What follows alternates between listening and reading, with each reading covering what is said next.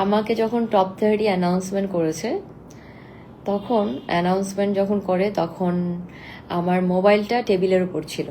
টেবিলের উপর মোবাইলটা রেখে আমি শো করতে গেছি।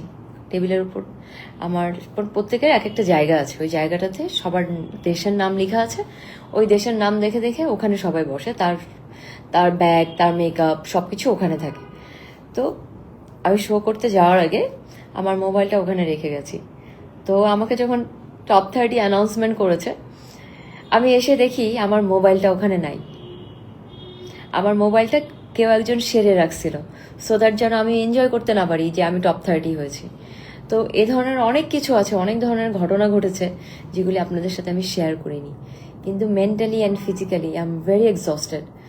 এবং এটার মধ্যে যখন আমি দেখেছি যে বাংলাদেশ থেকে কিছু মানুষ কমেন্ট করছে যে এটা পড়েছে, এটা হয়েছে, এটা হয়েছে, ওর জন্য এটা হয়েছে, ওর জন্য সেটা হয়েছে, এগুলো আসলে খুব দুঃখজনক ব্যাপার।